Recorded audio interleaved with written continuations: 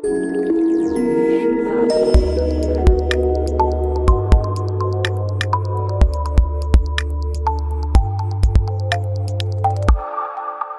everyone.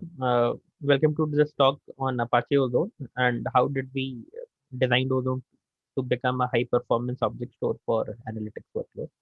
So I would also would like to introduce me. I'm Mukul.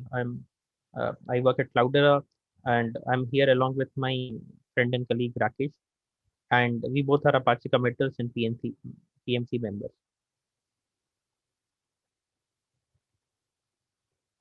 Okay, so let's quickly go through the agenda. So what we have got today is an overview on architectural overview of Ozone. Then we talk about how did we make renames really atomic in an object store, and then we also present some of the benchmarks. So let's quickly start with the architecture. So some of the important salient design features of Ozone uh, is that Ozone is an object store, and the reason we designed it to be an object store because we wanted it to be more scalable than the default big data file system, which is HDFS. And we all know that HDFS cannot scale beyond 300 million files. So we also designed Ozone around the big data applications. Applications like Spark, Hive, and Kafka work from day one, and this is how the whole system has been designed. Our primary goals of designing Ozone were around scalability, security. We wanted to provide fault tolerance. So if you fail one of the nodes, the system just tolerates the failure and self-corrects itself.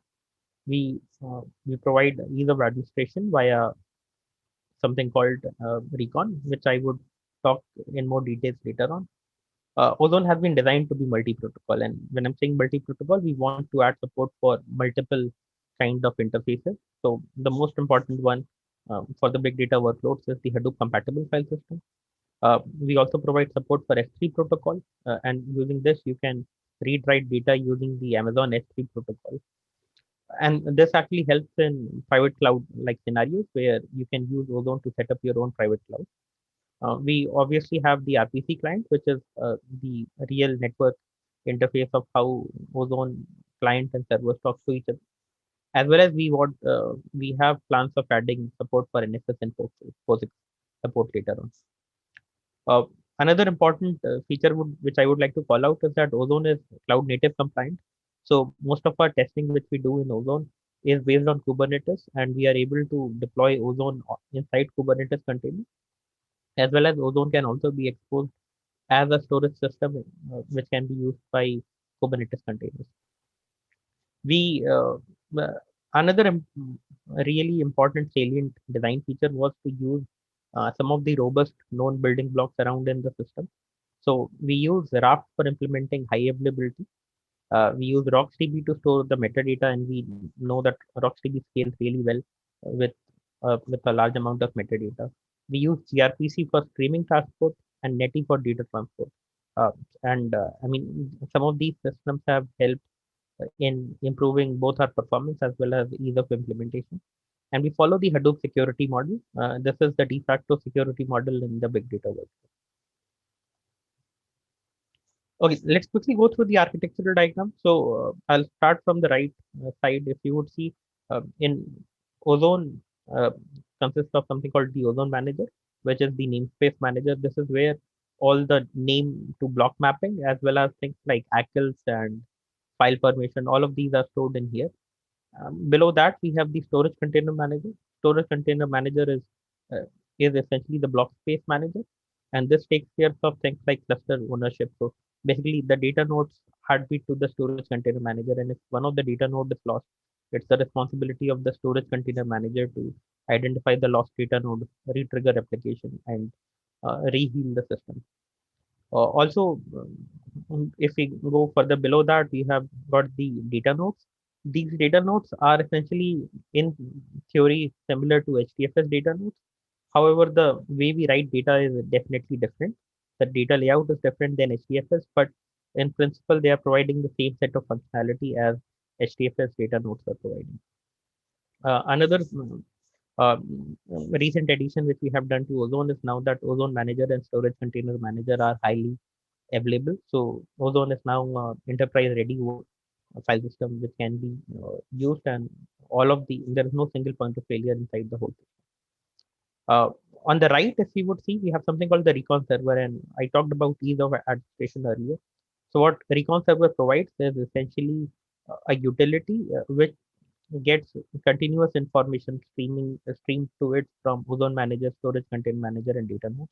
So Recon has the whole system view, and with this, Recon can actually provide you information on lots of final level details of how Ozone is behaving. So it can give you details on what's the average file size, what's the uh, uh, how's the file distribution looking like, how many data nodes have registered to the system, how many of those data nodes are, let's say, undergoing decommissioned or are getting removed from the system.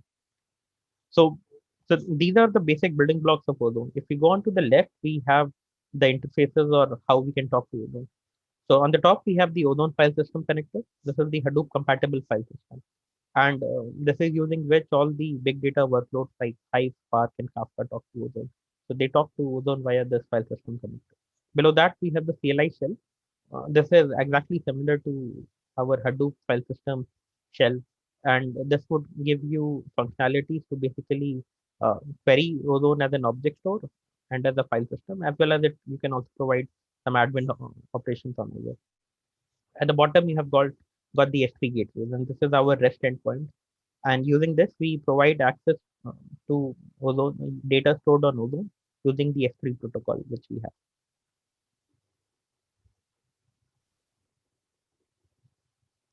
Now, going into a little bit more detail about how everything interacts with Ozone, right? So on the left, we have S3 or ingestions happening via S3. Uh, so the ingestions can happen either via the S3 command or using the AWS S3 CLI or using something like a Python client, which is Boto. Boto is the Python client.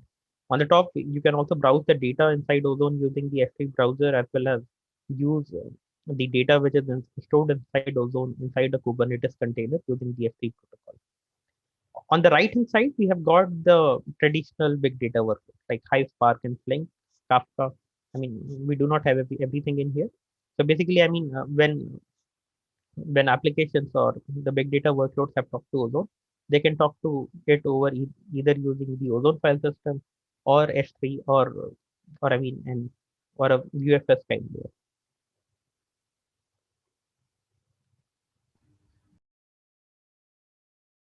Yep. And so this was essentially an overview of Ozone. Now I'll be actually handling over to Rakesh, who will be talking about the optimizations which have done on Ozone to make it more optimized.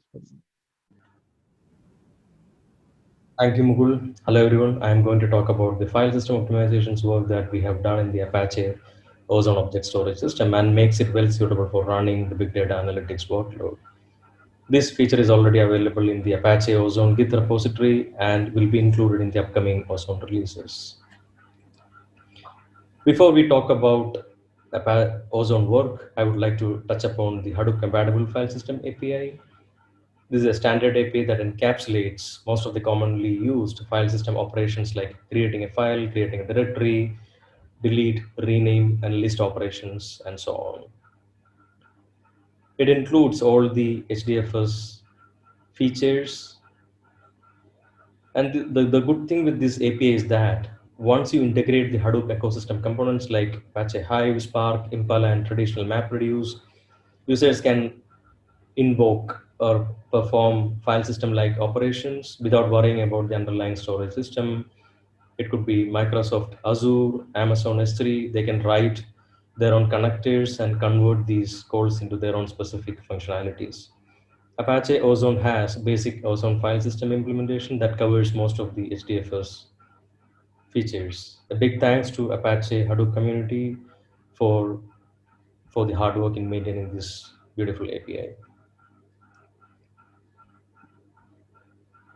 Let's move on to big data analytical tools. Hive, Impala, Spark, etc. They often write output to temporary locations and then rename the location at the end of the job and becomes publicly visible.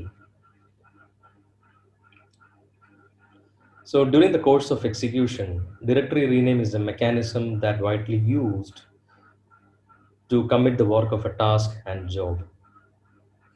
So when you run a job, all the task data will get returned to temporary locations, a task attempt directories, and once the task is committed, all these temporary locations will get renamed to job attempt directories, and once the job is committed, all these job commit directories will get renamed to output destination directories.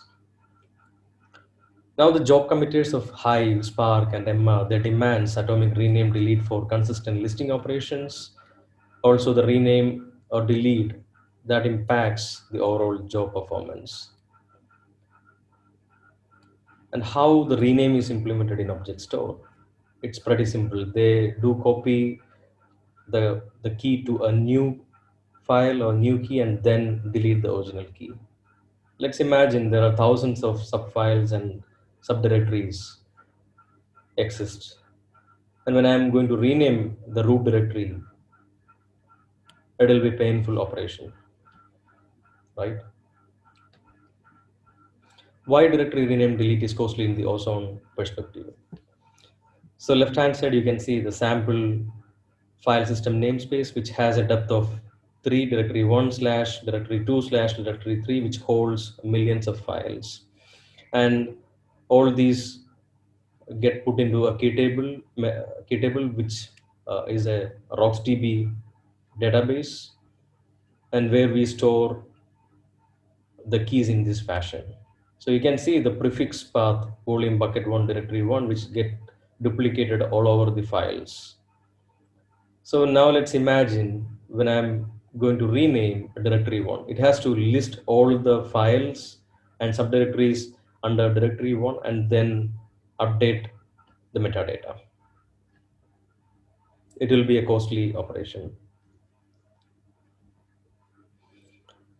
So now coming to the optimization feature that we have done, we have introduced OM metadata layout format, and mostly we supported two formats now: a file system optimized format, which is a pure HCFS semantics with limited S3 compatibility, and object store, which is basically the key value store, has pure S3 object store semantics. Okay, the top gray color box, rectangle box, represents the object store semantics and how the key table looks like. When I'm going to create a file, it will have all these entries in the RocksDB. And in the bottom, you can see the green color rectangle box, which represents file system optimized mode.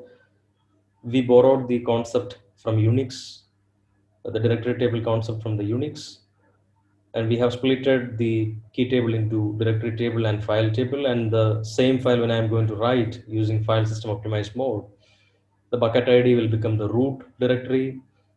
Say the object ID of the bucket ID is 512. Now when I'm going to create directory 1, it prepends 512 into the key entry, say 512 slash directory 1, and it generates object ID, corresponding object ID for this directory 1. And when I'm going to create directory 2, it uses the object ID of directory 1 and prepend to the key entry. And we'll add directory 3 in the same fashion. And when I'm going to create a file entry into the file table, it has a relation with directory table, which uses the directory 3 objects ID into the key entry part.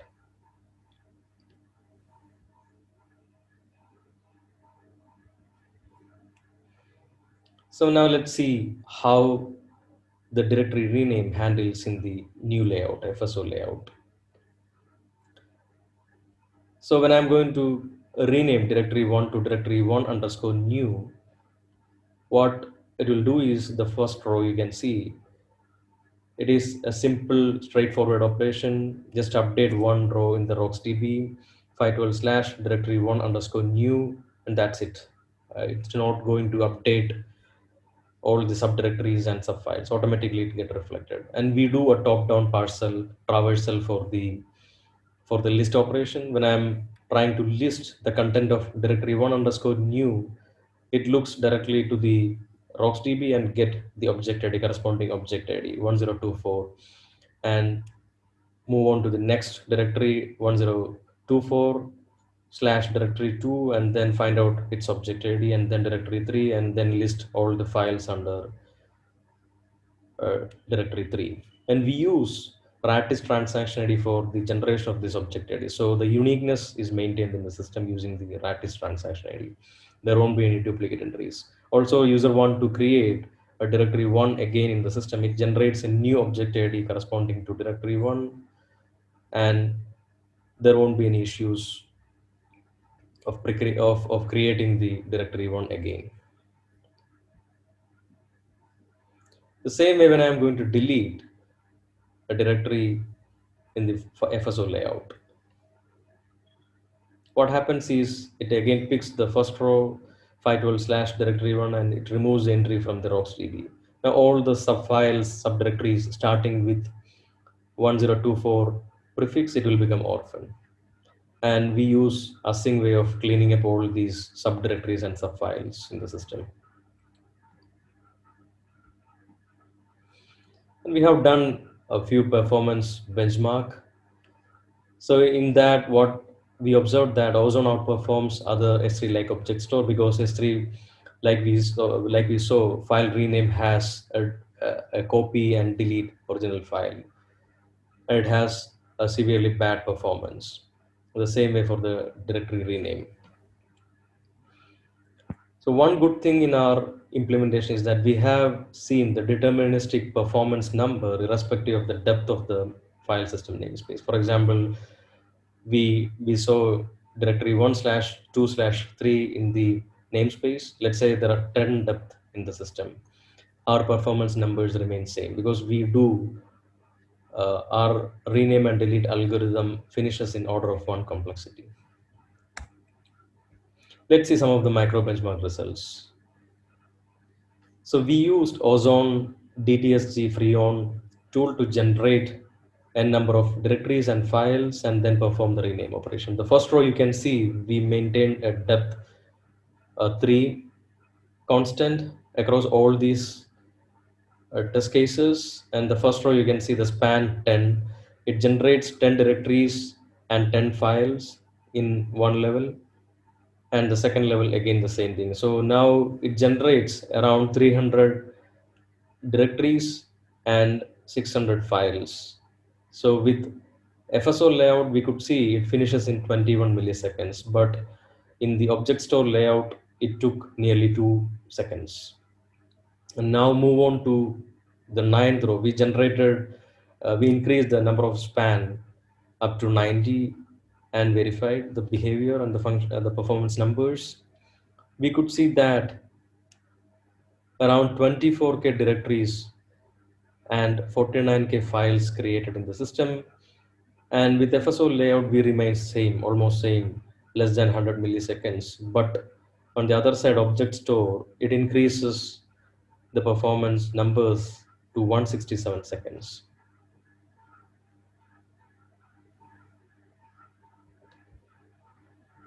Now move on to the directory delete operation. We have done again the micro benchmark using the DTSG tool, and we have done the same experiment, like creating a number of directories and files and the incremental order from 10 to 80, and the depth we maintain static or constant. The first row you can see around 300 directories and 600 files.